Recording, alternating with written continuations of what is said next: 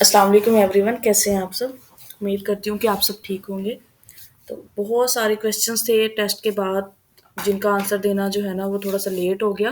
लेकिन आज जो है ना उन सब क्वेश्चंस के आंसर आप लोगों को मिल जाएंगे इंशाल्लाह। और उम्मीद करती हूँ कि आप लोगों का टेस्ट बहुत अच्छा हुआ होगा। तो सबसे पहला जो हमारा आज का पॉइंट है वो टेस्ट के एनालिसिस के बारे में है, जिसके बारे में बहुत सारे क्वेश्चंस आए हैं। और टेस्ट जो है ना वो कंपाइल नहीं हो सका, लेकिन इंशाल्लाह वो हो जाएगा, लेकिन कुछ टाइम के बाद। अभी उसके मुझे पूरे एमसीक्यूज ही नहीं मिल रहे, क्योंकि जो जिनके आंसर सबको पता है वो एमसीक्यूज तो हर बंदे के पास हैं। ठीक है, लेकिन जो टेक्निकल एमसीक्यूज है ना वो मुझे अभी तक कहीं से नहीं मिले। तो इस वजह से जो है ना वो मैं प्रॉपर जो है ना उनको कंपाइल नहीं कर पाई। तो सबसे पहले जो हम डिस्कस करेंगे वो टेस्ट के बारे में, जितने क्वेश्चन अभी तक मिले हैं और जिन लोगों से मेरी बात हुई है अभी तक।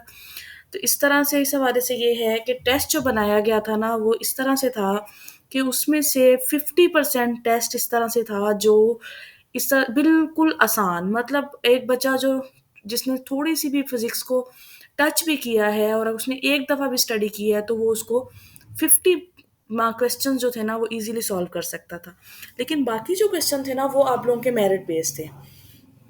तो टेस्ट मुश्किल नहीं था, आसान, अगर मुश्किल और दोनों के दरमियान हम देखा जाए तो टेस्ट को हम इजी कहेंगे, क्योंकि इस तरह के टेस्ट को मुश्किल नहीं कह सकते। पिछले जितने भी टेस्ट हमने देखे हैं उनमें काफ़ी सारी टेक्निकल चीज़ें थी, कुछ ना कुछ सोचने, एफएससी में से भी जो क्वेश्चन आते थे ना उनको भी थोड़ा बहुत सोचने की ज़रूरत पड़ती थी। लेकिन ये वाला जो क्वेश्चन था, जो पेपर के अंदर क्वेश्चन आए थे, इनको सोचने की ज़रूरत नहीं थी।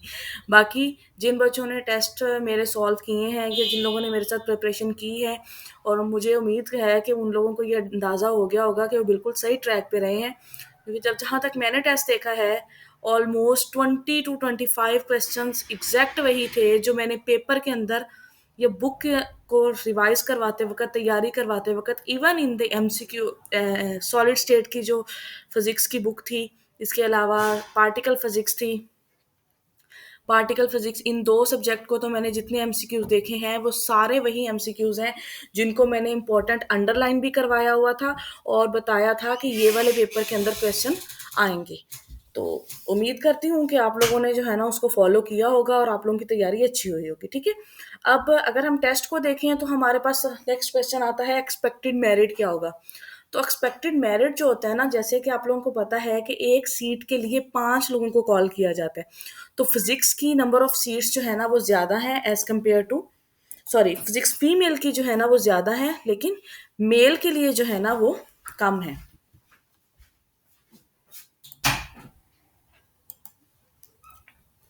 तो फीमेल और मेल की सीट के ऊपर डिपेंड करता है दोनों का मेरिट। तो जैसे कि मैंने अभी आप लोगों को बताया कि 50 एमसीक्यूज ऑलमोस्ट ऐसे थे जो हर बच्चे को आते थे, और इसका मतलब है कि 50 एमसीक्यूज हर बच्चों ने मार्क किए हैं। तो कम अज कम फीमेल का जो मेरिट है ना वो 50 to 50 से अबव होगा, मतलब 50, 60, 65 तक रेंज करेगा। और मेल का जो मेरिट है ना वो 55 से 65 के दरमियान में रेंज कर सकता है। मतलब फीमेल का जो है वो 50 to 60, 50 से अबव, मतलब 60 तक जाएगा, जो मिनिमम मेरिट है कि 60 लीस्ट मेरिट होगा, 50 से 60 के दरमियान होगा।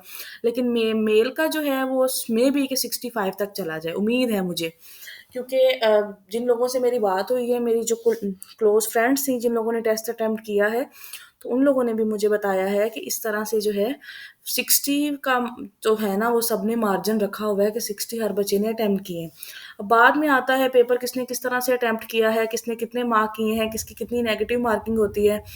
तो 0.25 की नेगेटिव मार्किंग है। आप लोगों को पता है कि अगर एक क्वेश्चन आपका ठीक है, मैंने आपको वैसे ये पहले भी बहुत दफ़ा बताया हुआ है, लेकिन आज मैं फिर आपको बता रही हूँ कि अगर आप लोगों का एक क्वेश्चन गलत है तो इसका मतलब है कि आपका 1.25 मार्क्स जो है ना वो डिडक्ट होगा, अगर आपने उसको की बनानी है। इस तरह से आप लोगों ने, बहुत सारे बच्चों ने आप अपना रिजल्ट कैलकुलेट कर लिया होगा। अब हमारे पास नेक्स्ट है क्वेश्चन आता है कि हमें अब क्या करना चाहिए। आया कि हमें टेस्ट के रिजल्ट का इंतज़ार करना चाहिए या तैयारी स्टार्ट कर देनी चाहिए। तो जैसे कि मैंने अभी आप लोगों को बताया कि एक्सपेक्टेड मेरिट मेल और फीमेल दोनों के लिए डिफरेंट होगा। मेल के लिए हाई होगा, फीमेल के लिए थोड़ा सा लो होगा, क्योंकि फीमेल की 100 प्लस सीट्स हैं और मेल की आई थिंक सो 20 टू 40 की रेंज में, मुझे एग्जैक्ट याद नहीं है, लेकिन इतनी सीट्स हैं, तो मेल के लिए मेरिट हाई जाएगा। तो अब अगर आप लोगों ने टेस्ट अपना अटेम्प्ट किया है, जैसे कि जब मैं टेस्ट देके आई थी तो मैंने अपने मार्क्स को खुद कैलकुलेट कर लिया था। मैंने उन क्वेश्चंस को आके घर चेक किया कि हाँ भाई ये क्वेश्चन यहाँ से आया, यहाँ से आया है, मैंने ये लगाया, इसका आंसर ये था, ये नहीं। जैसे आप लोगों के पास की आई है, तो आप लोगों को आपके मार्क्स का रफ एस्टिमेटेड आइडिया होगा कि आप लोग कितने मार्क्स दे सकते हैं। तो कुछ बच्चों ने कुछ जिन अब आप लोगों ने क्या करना है, जिन बच्चों ने मुझसे इंटरव्यू की प्रिपरेशन के बारे में पूछा है, तो मैं अपना एक्सपीरियंस शेयर करूं तो मैंने इंटरव्यू के प्रिपरेशन टेस्ट के रिजल्ट आने के बाद स्टार्ट की थी। लेकिन मेरा केस थोड़ा सा डिफरेंट था। जब मैंने टेस्ट को जो है ना वो पास किया था, उसके बाद हमारे पीपीएससी का जो चेयरमैन था ना वो चेंज हो गया था, और तकरीबन पीपीएससी का जो प्रोसेस था वो स्मूथली नहीं रन हुआ था, उसके बाद रुक गया था। कोई भी नई पोस्टिंग नहीं हुई थी, नई सीट्स नहीं आई थी। तो तकरीबन 2 माह से 2.5 से 3 माह का जो है ना वो सितंबर के एंड तक रिजल्ट, सॉरी अक्टूबर में रिजल्ट आया था, और नवंबर दिसंबर में जाकर 3 माह का टाइम था मेरे पास। तो इस तरह से होता है। लेकिन जब इंटरव्यू बेटा स्टार्ट होता है, जब इंटरव्यू अगर होना स्टार्ट हो जाते हैं ना, फॉर एग्जांपल अगर इंटरव्यू स्टार्ट होना अनाउंसमेंट हो गई है, तो इंटरव्यू को होने में भी काफ़ी टाइम लग जाता है। तो इसलिए आपके पास काफ़ी टाइम होता है, इसलिए ज़्यादा परेशान होने की इंटरव्यू की ज़रूरत नहीं है। लेकिन अगर एक कोई स्टूडेंट जान समझता है कि उसने बहुत अच्छा टेस्ट अटेम्प्ट किया है, और उसको लगता है कि उसने 60+, मेल के लिए और फीमेल दोनों के लिए मैं बात कर रही हूँ, कि उसको 60+ क्वेश्चन बिल्कुल ठीक है, और उसका 60+ मार्क्स का जो है ना उसका टारगेट था, और वो उसको 60+ मार्क्स वो ले रहा है, और वो इसके 60+ लिए ना, तो एक्सपेक्टेड मेरिट से ज़्यादा आ जाते हैं। क्योंकि मैंने जो अपना कैलकुलेट किया था 54 था मेरे जो मार्क्स थे, लेकिन मेरे 58 आए थे, 58 पॉइंट समथिंग थी। तो इस तरह से है कि अगर आपको लगता है ना कि आप लोगों की तैयारी अच्छी थी, आप लोगों ने बहुत अच्छा टेस्ट अटेम्प्ट किया है, तो इंशाल्लाह ताला अल्लाह पाक खैर करे, सबका ही अच्छा होगा। तो आप लोग अपने इंटरव्यू की प्रिपरेशन स्टार्ट कर सकते हैं। अब आप लोगों ने इंटरव्यू की प्रिपरेशन स्टार्ट कैसे करनी है, और बहुत सारे लोग ये भी मुझसे पूछ रहे हैं कि इंटरव्यू की प्रिपरेशन मैम आप करवाएँगी या नहीं करवाएँगी, या जैसे टेस्ट की करवाई है। तो मैं इंशाल्लाह ताला जितना मुझसे हो सके मैं आपको प्रिपरेशन ज़रूर करवाऊँगी। इंटरव्यू के बारे में गाइडलाइन भी मुकम्मल दूँगी, और जैसे मैंने आप लोगों को टेस्ट के हवाले से पूरा सिलेबस रिवाइज़ करवाया है, इसी तरह से मैं इंटरव्यू के लिए भी रिवाइज़ करवाऊँगी। तो ये होगा कब? ये इंशाल्लाह टेस्ट का रिज़ल्ट आने के बाद होगा। टेस्ट के रिज़ल्ट आने के बाद ही मैं स्टार्ट करवाऊँगी। अभी मैं ये स्टार्ट अगर पॉसिबल हुआ तो शायद मैं कुछ टाइम तक ये स्टार्ट करवा दूँ, लेकिन फ़िलहाल अभी 1 वीक या 2 वीक तक तो पॉसिबल नहीं है। उसके बाद है कि अगर आप लोग खुद ब खुद तैयारी करना चाहते हैं, और कुछ ना कुछ गाइडलाइन मैं आप लोगों को दे दूँगी कि आप लोगों ने प्रिपरेशन किस तरह से करनी है। अब आप लोगों ने जब इंटरव्यू के लिए जाना है, तो आप लोगों ने अपना माइंड सेट बिल्कुल इस तरह से रखना है कि अगर एग्ज़ामिनर के मुँह से कोई क्वेश्चन निकला है, तो आपको उसके बारे में हर चीज़ पता होनी चाहिए। मतलब फॉर एग्ज़ाम्पल न्यूटन लॉज़ के बारे में है। न्यूटन लॉज़ के बारे में देखें कि न्यूटन का फर्स्ट लॉ बनाया गया, सेकंड है, थर्ड है। अब ये नाम ही नहीं है फर्स्ट, सेकंड, थर्ड, उसने तरतीब से एक बनाए थे फर्स्ट। जब उसने फर्स्ट बनाया तो उसने फर्स्ट लॉ के मुताबिक क्या था, a body is at rest will remain at rest, और body moving with uniform velocity will continue to do so unless some external force act on it, ठीक है, टू चेंज इट्स स्टेट। तो अब उसने पहला बताया, अब उसने दूसरा लॉ इसी के लिंक से बनाया था। तीसरा लॉ दूसरे के लिंक से बनाया था कि अगर फोर्स एक्ट करती है तो उसके अंदर एक्सेलरेशन पैदा होता है, और एक्सेलरेशन की वैल्यू क्या है। तीसरा लॉ बताया था कि अगर एक फोर्स एक्ट करती है तो उसके रिएक्शन में एक और फोर्स लगती है। इसी तरह से अब आप बोहर मॉडल के बारे में बात करें। अगर आपसे फॉर एग्जांपल वो क्वेश्चन पूछता है, ये मेरा अपना से मुझसे भी पूछा गया क्वेश्चन है कि बोहर मॉडल जो है ना वो किसकी करेक्शन में बनाया गया था? रदरफोर्ड के लिए क्या करेक्शन ज़रूरी थी? रदरफोर्ड के मॉडल में क्या खराबी थी? उसकी खराबी थी ये, क्योंकि वो प्लैनेटरी मोशन को रिप्रेज़ेंट कर रहा था। अब रदरफोर्ड का मॉडल की प्लैनेटरी मोशन को कौन-सा बोहर का पोस्टुलेट रद्द करता है?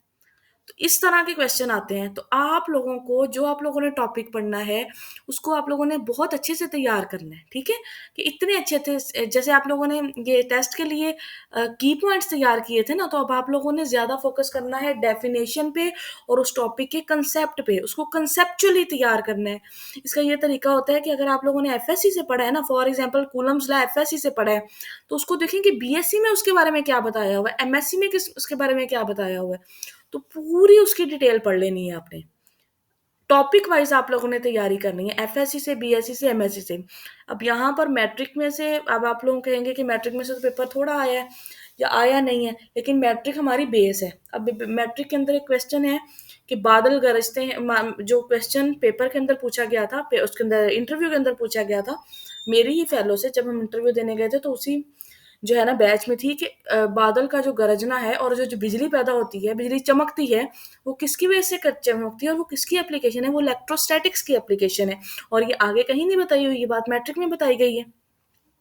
उसके बाद वायर्स के बारे में बताया हो तो सारी बातें मैट्रिक में बताई हो, तो ये चीज़ें आप लोगों ने शुरू से स्टार्ट करनी है। तो फिलहाल आप लोगों के लिए टारगेट ये है कि आप लोग हर चीज़ की डेफिनेशन को अच्छे से रट लें, कि एग्जामिनर के मुंह से बात निकले और आपकी ज़बान पे फ़ौरन वो डेफिनेशन चल पड़े। तो अब स्ट्रेटजी ये है कि आप लोग इंटरव्यू की अगर प्रिपरेशन करना चाहते हैं तो इस तरह से स्टार्ट कर दें। और इंशाल्लाह ताला हम लोग जब इंटरव्यू की सीरीज स्टार्ट करेंगे तो मैं उसमें हर चैप्टर में से बताऊंगी आप लोगों को कि इसमें से किस तरह से क्वेश्चन पूछा जा सकता है, इसमें से किस तरह से। अब आप लोग कहेंगे कि मैम ने तो एक दफ़ा इंटरव्यू दिया है, मैम को इतने सारे क्वेश्चंस के बारे में किस तरह से पता है। तो जब आप लोग इंटरव्यू देंगे तो आप लोगों को अंदाज़ा हो जाएगा कि फेसबुक और बहुत सारे जगहों पर इस तरह के ग्रुप्स होते हैं कि जिस दिन जो इंटरव्यू होता है उसके रेलिवेंट जो क्वेश्चन होते हैं ना, ग्रुप्स के अंदर वो शेयर हो जाते हैं। तो वो क्वेश्चन से देख के अंदाज़ा हो जाता है, फिर बंदा उस लिहाज से तैयारी करता है। और इंटरव्यू के बारे में एक और बात मैं आपको बताती चलूँ कि जब इंटरव्यू होता है तो ये हाँ, अपर पंजाब की तरफ से स्टार्ट होता है। जैसे सबसे पहले रावलपिंडी का आता है, फिर लाहौर का आता है, फिर फैसलाबाद का आता है, गुजरांवाला का इसी तरह से आता है, सरगोदा का आता है, जो सेंटर बनते हैं, मुल्तान आता है। उसके बाद एंड पे जो है ना वो बहावलपुर डिवीजन का होता है। मैं बहावलपुर डिवीजन से बिलोंग करती हूँ, तो मेरा जो है ना वो काफ़ी लेट हुआ था। मतलब मैं आपको बताती हूँ कि मेरा टेस्ट हुआ था 16 अगस्त को, और 16 अगस्त के बाद जो है ना मेरा इंटरव्यू हुआ था 26 दिसंबर को। तो आप ये गैप देख लें दरमियान में, तो आपको अंदाज़ा हो जाएगा। 1 नवंबर तक जो है ना वो कोई काम नहीं होता। 1 नवंबर को जो है ना वो इंटरव्यू शुरू हुए थे और मेरी बारी 26 दिसंबर को आई थी। डेली 18 स्टूडेंट्स का या 20 स्टूडेंट्स का इंटरव्यू हर सेंटर पे होता है। तो सबसे पहले ये हर सेंटर में नहीं, मतलब एक दफ़ा लाहौर के कंप्लीट होंगे, भावलपुर के बाद में आते हैं। तो ये चीज़ों से आप लोगों ने इस चीज़ को ज़हन में रख के तैयारी करनी है। Thank you so much. Allah हाफ़िज़।